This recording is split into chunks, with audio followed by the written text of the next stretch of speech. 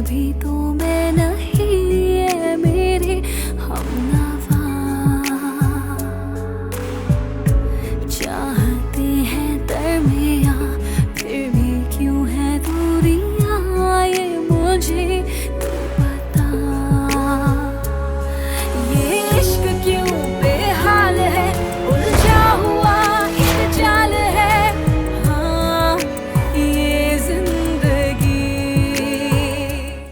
ای وای نیازی به صبحانه نیست، برای اینم خیلی زحمت کشیدین، دیگه خیلی اذیت شدین. زحمت چیه؟ همسایه ها خیلی حق دارن حضرت بیبی.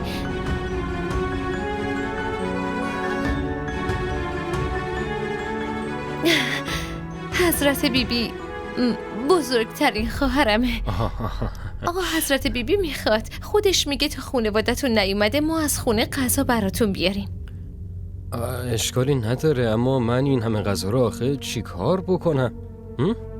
آها من فکر کردم اینم ممکنه کم باشه آقا. نه اصلا نه، من نمیتونم این همه غذا رو تمام بکنم، اصلا نمیتونم. غذایی که دلنواز خودش پخته کافی نیست آقا. درسته. پس اسم شما دلنوازه. شما چی صدا میکنین؟ آقا ها؟ چرا؟ خوشم میاد. خوشتون نیومد؟ نه چرا خوشم نیاد؟ خیلی خوشم اومد، اصلا میل خودتونه، اینقدر غذا میارین خجالت هم میدین. باشه آقا. صبحونه چی میخورین؟ دلنواز، هر چه که از دوست رسد نیکوست، مگه نه؟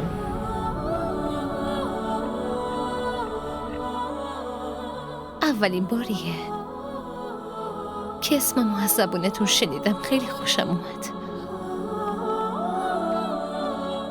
آقا.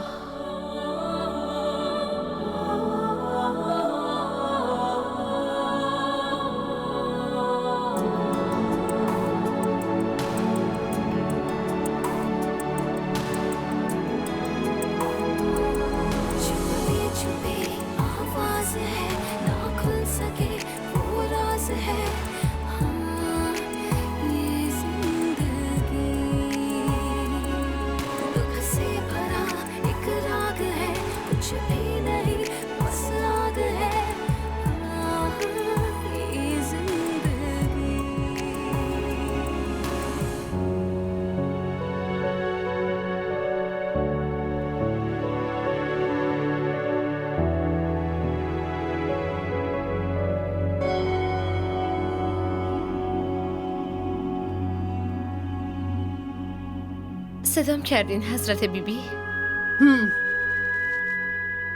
دلنواز، کارو طول نده، زود به نتیجه برس.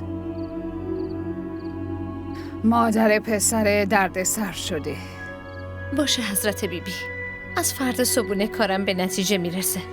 غذا رو سر وقت ببر، مراقبشم باش. 4-5 روز دیگه مامانش اصرار میکنه بره اونجا. خودم فهمیدم اون مادر نمیتونه از بچهش خیلی دور بمونه. تو میدونی باید چی کار کنی؟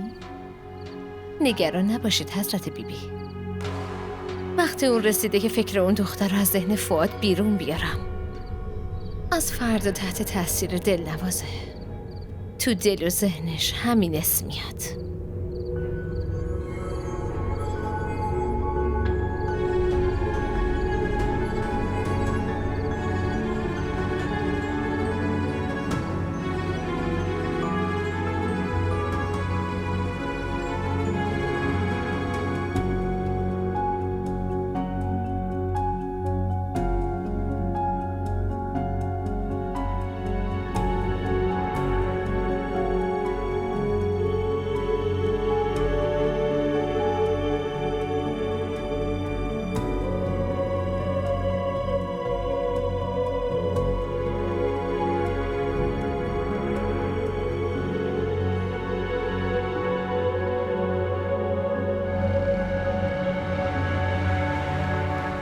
کارن دخترم ممکنه اتفاقی هم باشه.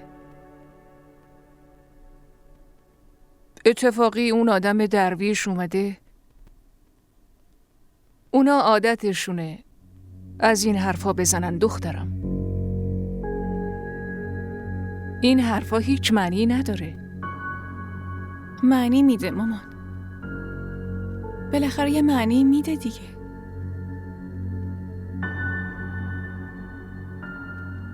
پس من چیکار کنم؟ نامزدی رو به هم بزنم؟ من کی حرف به هم زدن نامزدی ها زدم مامان.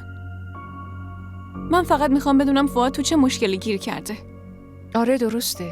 حالا دیگه شیده میفهمه که اگه پشت دخترای معصوم بقیه حرف بزنه آخر عاقبتش چی میشه. ولش کن مامان. بسپرش به خدا. آره کار خداست دیگه. نتیجه اعمال بنده ها رو میاره جلو چششون. فکر کردن شهر هرته. شما چتون شده؟ این چه حرفاییه که میزنی؟ فؤاد تو دردسر افتاده نه خاله مامان جون. کارین ببین چی میگم دخترم. من میخوام تو فقط به یه زندگی جدید فکر کنی دخترم. فقط همین عزیزم.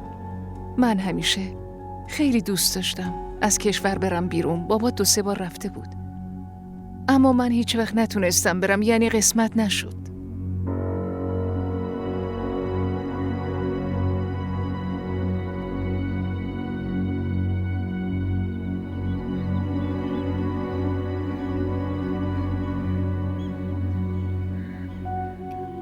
ببین دلنواز، صبحانه واقعا خیلی خوشمزه بود. تازه نونی که پختی هم خیلی چسبید. دستات خیلی هنرمندن بابا. ممنون. تشکر برای چی آقا؟ اینو بگید که نهار چی دوست دارید؟ نه نمیخواد برای نهار اصلا زحمت بکشی. شامم احتمالاً توی همون بیمارستان بخورم. برای همین از الان دارم میگم اصلا زحمت نکش باشه؟ این چه حرفیه آقا؟ غذا رو از دستای خودم میخورین. این یه دستوره؟ آره یه دستوره. حالا اسم من شما پرسیدین اما اسم خودتون رو به هم نگفتین. اسم من فؤاده. فؤاد معنیش چیه؟ معنی فؤاد دله، قلب. به شما دل من دلنواز.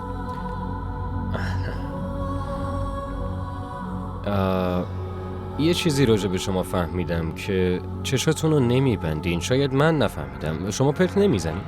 نمیخوام وقت هدر بره. اگه از چیزی خوشم بیاد نباید متوقفش کنم.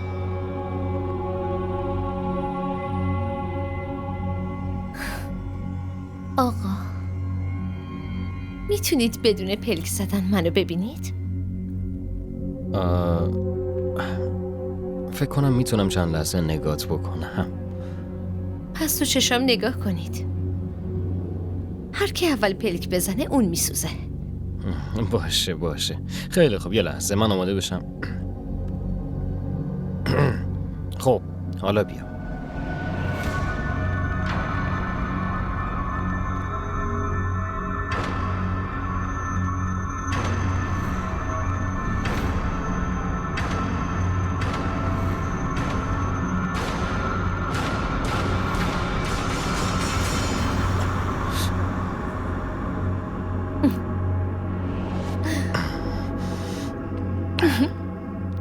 چی شد آقا؟ هیچی نشد. فقط یکم سرم گیج رفت. داره برای سر کار رفتن دیرم میشه. باید برم. انشالله دوباره همون میبینیم. پس من اجازه میخوام. شب هم دیگر رو میبینیم باشه؟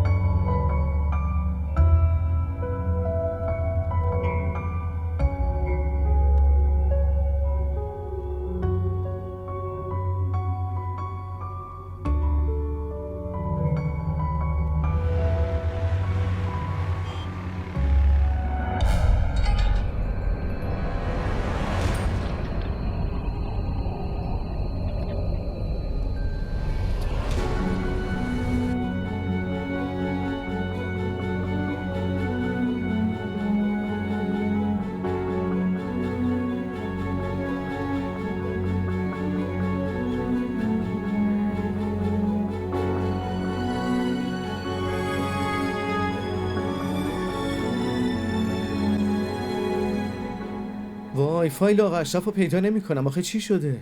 ای بابا، بله. تو چت شده مرد؟ دیشب فایلو گذاشتی زیر بالشت، یه چیزو میذاری و بعدم یادت میره. حافظم اینقدرم پیر نشده. یه چیزی بذارم زیر بالش بعد یادم بره. اوه ممنونم. آخه میدونی باید قرارداد می نوشتم با آقا اشرف، برای همین از ذهنم رفت. مغزم پیر شده شیده. فقط مغز.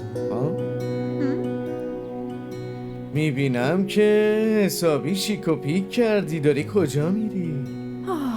با خودم گفتم خیلی وقت شده فشار خونمو نگرفتم، امروز برم بیمارستان و فشار خونمو چک کنم. موضوع اصلی چیه خانم جون؟ اونو بگو.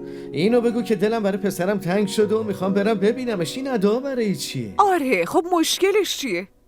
پسر میتونه مامانشو فراموش کنه ولی مامان نمیتونه فراموش کنه. قطعا شک نکن. تازشم این اداها رو تو در میاری، من در نمیارم، اونم با مشتریات. من رفتم. اما ببین شیده، فقط برای مشتریام ادا در آوردم، برای تو هیچ وقت در نیاوردم. الو ریحانه، دکتر کجا رفته؟ آها توی بخش نیست؟ وقتی اومد به هم بگو. باشه.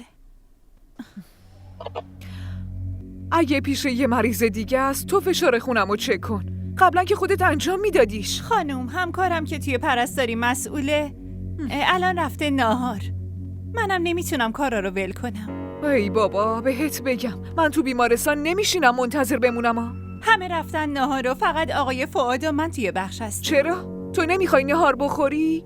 چرا خانم، ناهار میخوام اما اول باید اونا بیان بعد میرم. نمیتونم بخش خالی بذارم برم. باشه به فؤاد زنگ بزن چک کن ببین کارش تموم شده یا نه.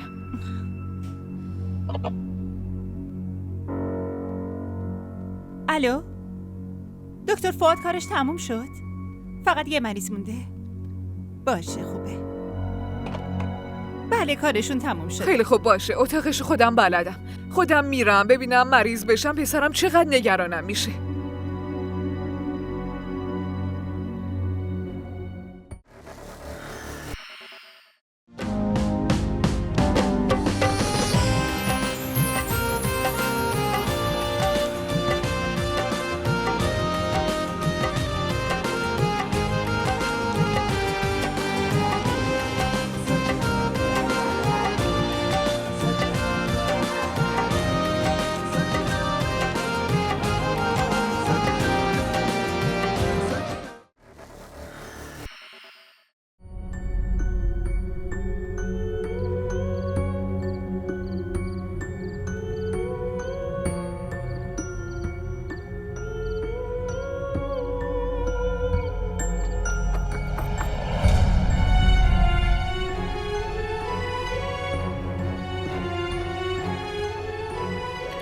شما؟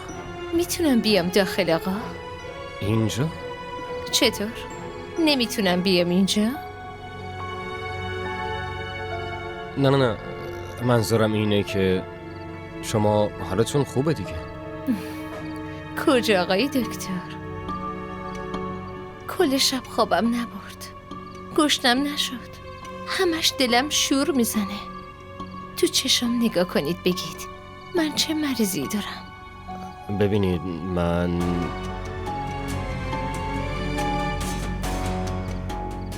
بریم خونه آقا. خونه؟ کار شما تموم شده، پاشید بریم خونه. بریم.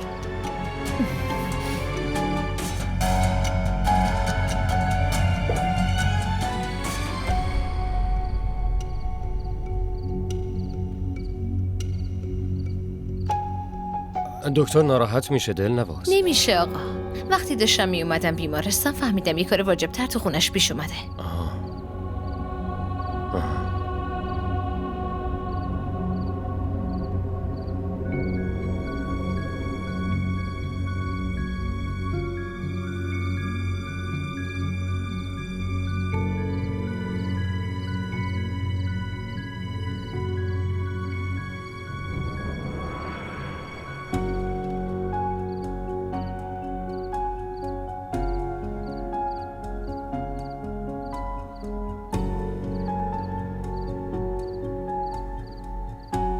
ببین، بله خانم. فؤاد کجاست؟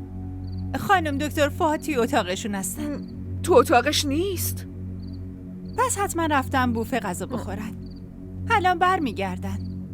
این یه جوری فهمیده من اومدم، به خدا. چیزی شده خواهر؟ خانم همه چیز خوبه؟ فؤاد تو اتاقش نیست. کجا غیبش زده؟ غیبش زده؟ حتما رفته تو بخش. شما برید دکتر فؤاد صدا کنید بیاد. چشم دکتر.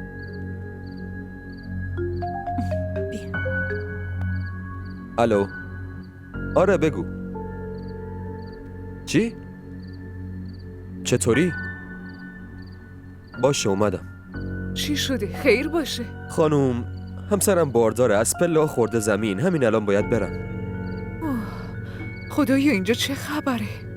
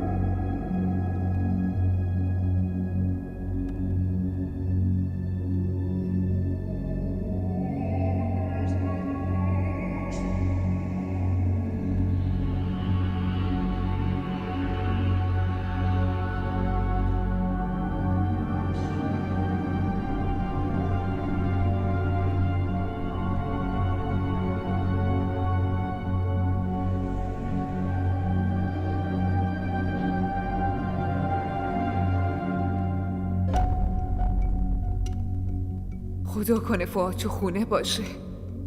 ولی برای چی بدون خبر رفته باشه خونه؟ ممکنه منو دیده از بیمارستان فرار کرده؟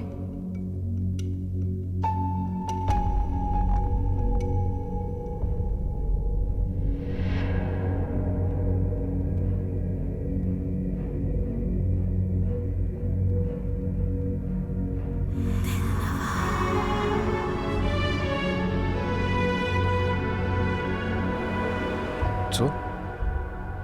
از اینجا چطوری؟ آقا بهتون گفته بودم خونه من از اینجام راه داره. خب بفرمایید زود غذاتون رو بخورید، سرد میشه. بدین کبریتا رو خودم روشن کنم. لازم نیست زحمت بکشی. ببینم تو تب داری؟ آره. باشه بشین. آره بهتون گفته بودم که مریضم. فقط هم شما میتونی درمونم کنی. آره چرا که نه، من درمانت میکنم. پس کی باید بکنه؟ فقط باید بری خونه 2 قرص بخوری و استراحت بکنی، فقط همین. بعدش هم این که واقعا ممنون. امروز چقدر با زحمت کشیدی غذا رو دیدم، خوشحال شدم. معلومه خوشمزه است. ببینم چطوری پختیش. تو این سوسوی نورش هم چقدر قشنگ به نظر میاد آقا. شما خودت قشنگی. انقدر حواست بهم هست غذا درست میکنی میاری. میترسم وقتی عروسی بکنی اون وقت من چی کار باید بکنم؟ اون موقع پس کی حواسش به من باشه؟ شما نگران نباشی. بدون رضایت من کسی نمیتونه با هم ازدواج کنه.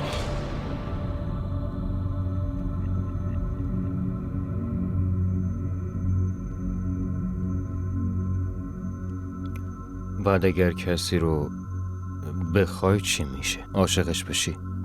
این اصلا امکان نداره. اگه پیشم بیاد هیچ وقت نمیتونه ولم کنه و بره.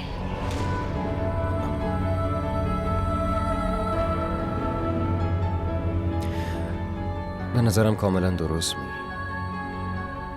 کاملا درست میگی. ببین برقم اومد.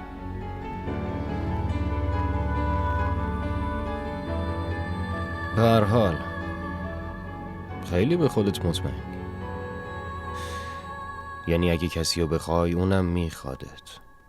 فرض کن که اینطوری نشو، اون وقت چی؟ چرا؟ من چیم کمه؟ قیافم که خوبه. همه کارهای خونه رو میکنم.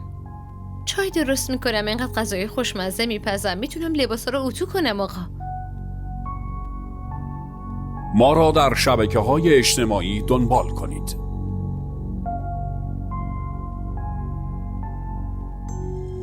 دلنواز، یه چیزی بهت بگم. آره؟ حس میکنم توی این خونه به جز من یکی دیگه هم هست، مثلا جنی، پری، چیزی. چی؟ آره راست میگم، قسم میخورم خیلی وقتا حسش کردم. من که اینجا هیچ جن و پری نمیبینم آقا. معلومه منم خوب نمیبینم، اما بودنشونو نشون میدن، میدونی؟ قبلا خیلی میترسیدم ازشون، حال بدی داشتم، خیلی اذیتم میکردن، اما الان اذیت نمیکنن. تازه کمکم هم میکنن تو چیزای کوچیک، مثلا غذا میپزن، لباسا رو اتو میکنن، مرتب میکنن، حتی بعضی وقتا چایی هم میدن. شما چی فکر میکنید آقا؟ اونا یکی هن یا اینکه چند تا؟ خب اینو نمیتونم بگم که تعدادشون چند تاست، اما هر چی که هست الان با هم دیگه دوست شدیم. تازه یه بار اونا توی بیمارستان. تو بیمارستان؟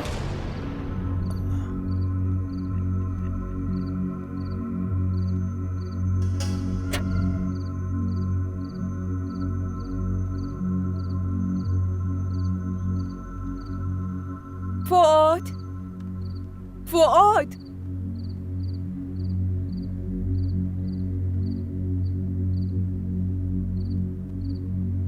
فؤاد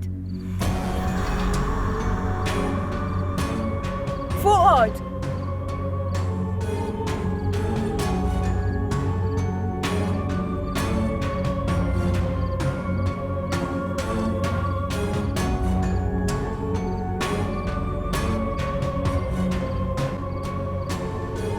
این برقم که همش میره، کیف غذارم برده بابا. معلوم نیست این مصیبت کی بیاد.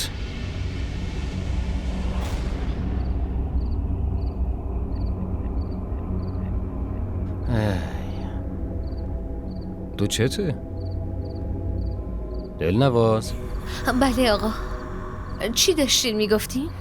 آها، داشتم میگفتم که یه بار بیمارستان بودم، به نظرم کمکم کردن که جون مریضم رو نجات بدم. کاملا غیر ممکن بود، نمیتونم بفهمم که چطور اتفاق افتاد. مطمئنم که همونا بودن. آقا شما هیچ وقت اون دوست غریبتون رو دیدینش؟ نه ندیدمش. تازه یکی دو روزم از احساس میکنم که نیستش. به نظرم اون از من ترسیده و فرار کرد. ممکنه الانم پیشتون باشه، پیش شما، به حرفاتون لبخند بزنه و با دیدنتون خوشحال بشه. اینم ممکنه که پیشم نباشه، یا اینکه یه پری خوشگله که عاشقم شده. حالا امکان نداره ها، اما بازم یه کارایی میکنه.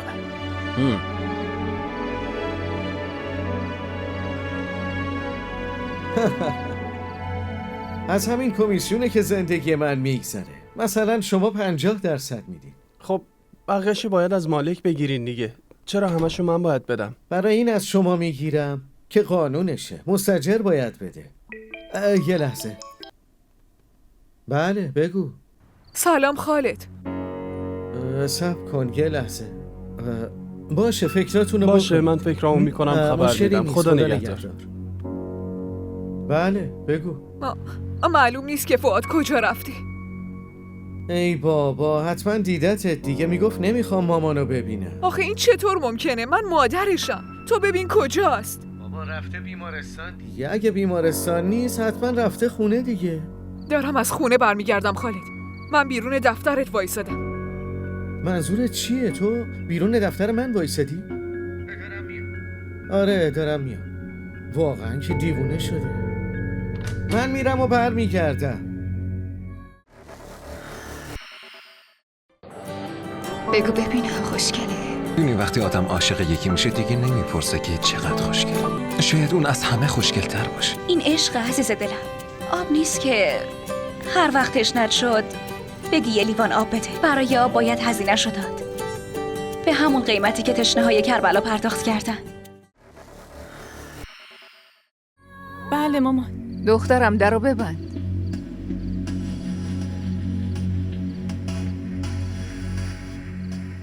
آقا شما؟ تو حرف منو نمیفهمی نه؟ آدمای نادونی مثل تو وقتی حرفو میفهمن که دیگه کار از کار گذشته باشه.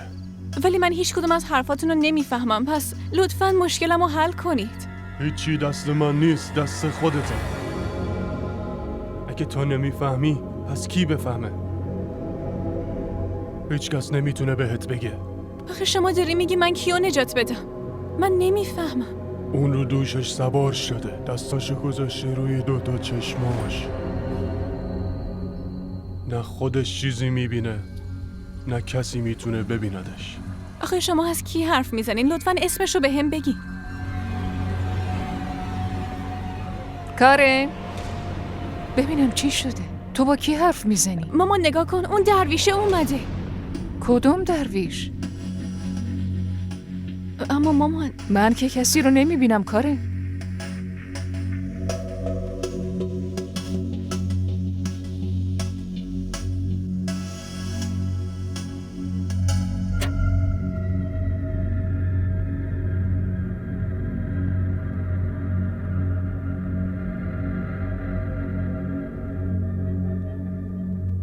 الان چه زنگیه میزنی؟ ما که دیگه رسیدیم.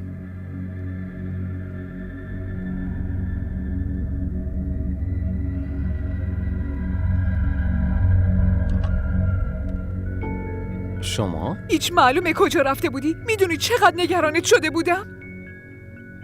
دستمو ول کنین. چی شده؟ مامانت میگه بدون اینکه بهش خبر بدی گذشتی از بیمارستان رفتی؟ دوستم اومده بود بابا جان، کار فوری داشت، برای همینم باهاش رفتم. این کجاش عجیبه؟ واسه چی دروغ میگی؟ از کی تو مامانتو گول میزنی ها؟ مادر من آخه چرا من گولتون بزنم؟ شما هر کاری کردی با فکر خودت کردی. منو دوست داری شما. میتونم بفهمم. شکر خدا عقلت اومده سر جاش. ببین عزیزم، تو بخشی از وجودمونی. ما چطور میتونیم تنهات بذاریم؟ باشه هیچی نشده، آروم باشین. من اصلا شما بشینین من براتون برم چای بیارم. باشه؟ بعدم هیچی نشده، نگران نباشین. من که گفتم عقلش سر جاش میاد. حالا دیدی؟ سر جاش اومده. عقل تو کی سر جاش میاد؟ نشنیدی چه حرفایی بهمون زد؟ گفت لطفاً چاییتون رو بخورین و برگردین، نگفت که بمونید اینجا. خب ممکنه شب شیفت داشته باشه، برای همین گفته. الان دارم بهت میگم خالد، به کسی کار ندارم دیگه. باید بیام این خونه و تو وسایلو مرتب کن. باید خیلی چیزا رو جور و مرتب کنه. اینا وسایل تو هم هستن و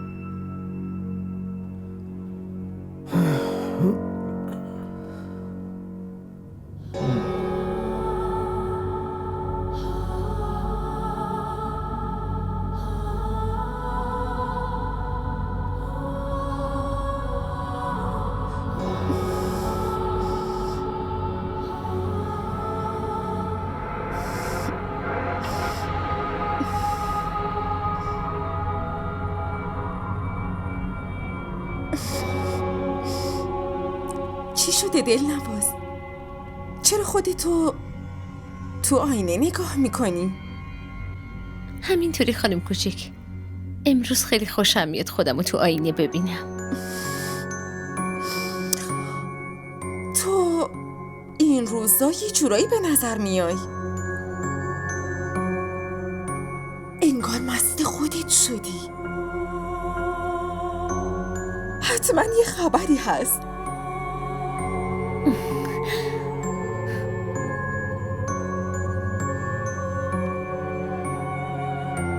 حضرت بیبی صدا میکرد. ببینم چی میگن، برمیگردم.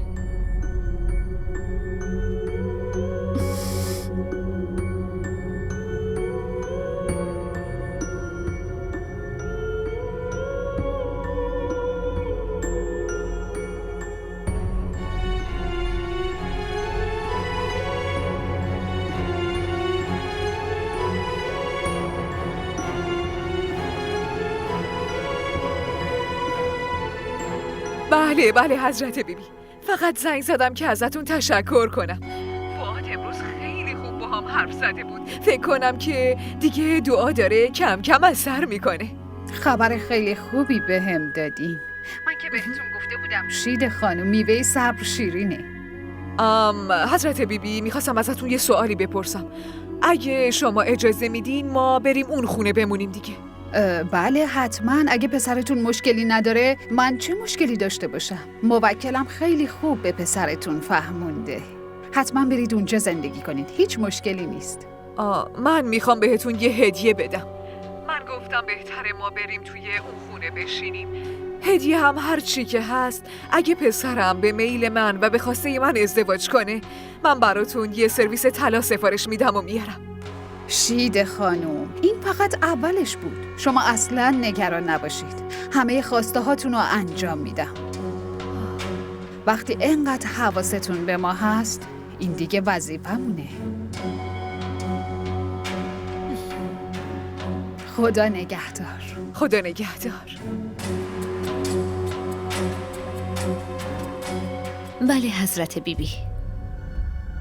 دل نباز، ما باید خیلی از شیده خانم استفاده ببریم.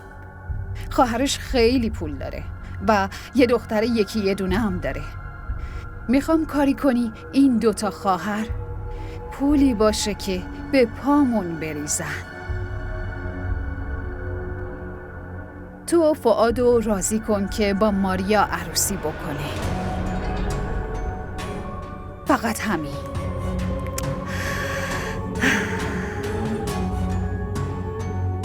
ما را در شبکه‌های اجتماعی دنبال کنید.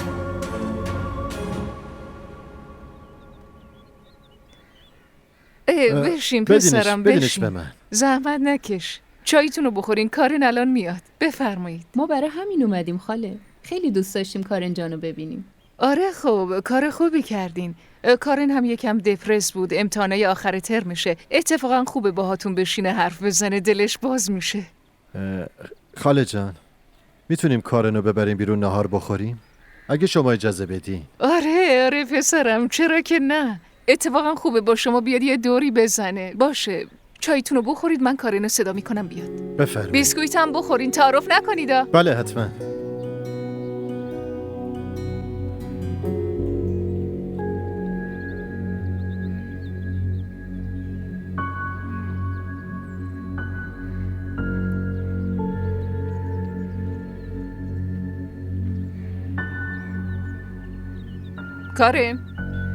کارن عجله کن، اونا پایین منتظرتن، خیلی وقت اومدن. دارم حاضر میشم. فکر کنم اونا میخوان ببرنت بیرون با هم غذا بخورین. دفعه اول دعوت میکنن، اگه قبول نکنی ظاهر خوشی نداره. من حوصله ندارم. دخترم اگه بری حالت بهتر میشه. من میدونم این فکرای الکی اعصابتو خورد کرده، آشفته ای. مامان این فکرها اونجا هم کلافم میکنه، چه با اونا باشم چه نه. نمیدونم با چه حالی باشون حرف بزنم. اگه حرف اشتباهی بزنم چی میشه؟ عزیز من، هیچی نمیشه، نگران نباش. دخترم به نظرم دیگه باید به اونی فکر کنی که قراره باهاش زندگی کنی عزیزم. این برات بهتره. پاشو، آفرین. زود بیا یا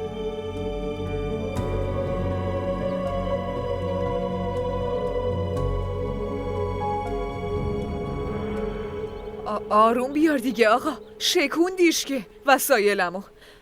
اینا خیلی ظریفن، لطفاً آروم. حالا یه چیزی بهم بگو، این وسایل رو برای کی نگه داشتی؟ میخوای بدی برای جهیزیه؟ پس میخوای بندازمش تو خیابون و بشکنم این وسایلو؟ ای بابا، این خونه وسیله میخواد چی کار آخه؟ باید اینا رو میفروختیم و میومدیم. چی شده خالد؟ من این وسایل رو انقدر با عشق خریدم که این وسایل خاطرات منن. نمیتونم ولشون کنم. خانم این وسایل رو کجا بذاریم؟ بذار رو سر من. ببرشون داخل دیگه آقا. ای بابا، بیاسا. با خونسردی و با آرامش رفتار کن. اینا غریبه. قبل از اینکه پسرمون بیاد آشپزخونه رو آماده کن.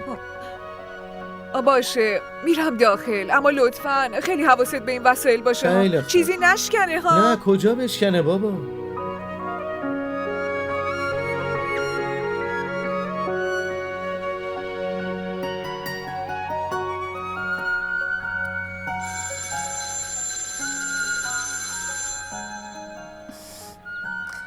الو الو جهانارا، من آصفم.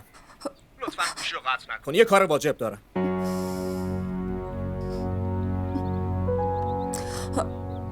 اما من هیچ حرفی با شما ندارم. لطفاً دیگه به هم زنگ نزنین. ببین من فقط میخواستم الو جهانارا.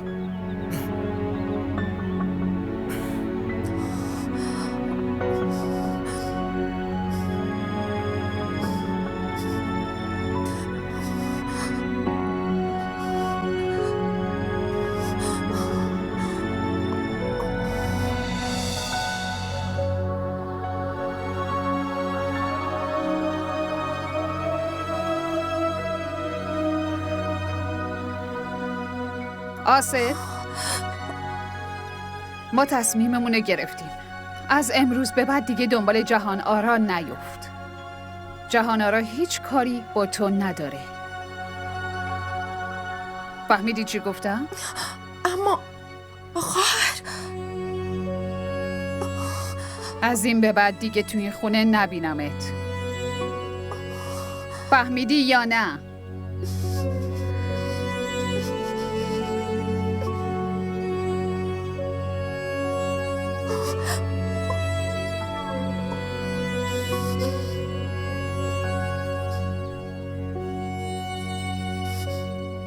خواهر، آخرین باری بود که منو دید. اصلا کار درستی نکردی. نمیخواد به من یاد بدی درست و غلط چیه دختر. خودت خوب میدونی ما باید همه ارتباطمون رو با دنیا قطع کنیم. امیال اولین شرایط دعا هاست. مگه خودت نمیدونی؟ بگو ببینم، وقتی قرار نیست به کسی برسی برای چی باهاش در ارتباط باشی؟ بگو دیگه. من درست میگم دیگه خواهر. خواهر، من درست میگم یا غلط؟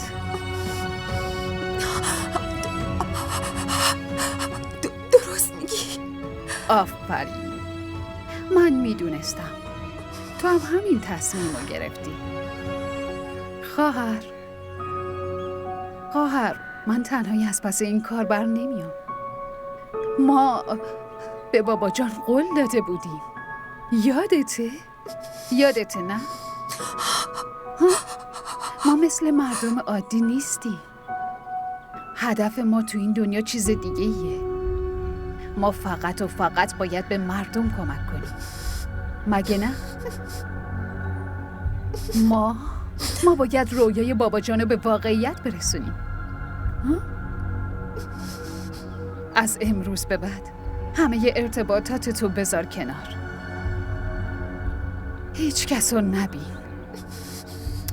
فهمیدی خواهر؟ آفرین.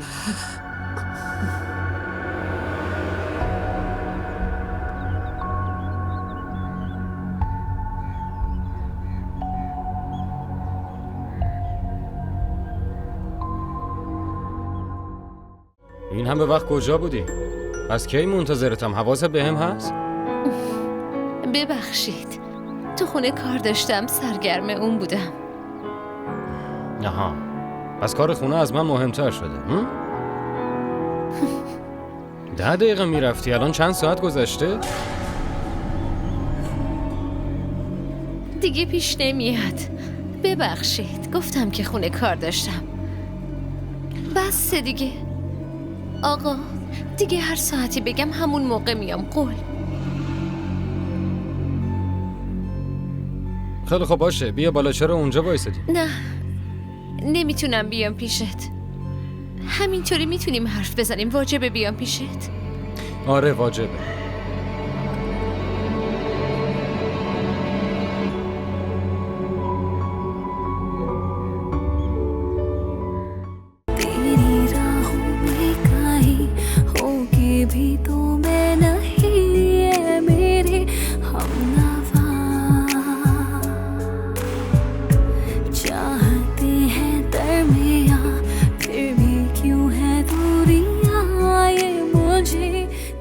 دیدی تیوی ارائه کننده بزرگترین سریال های درامای ترکی، کره‌ای، پاکستانی دوبله شده به فارسی می باشد.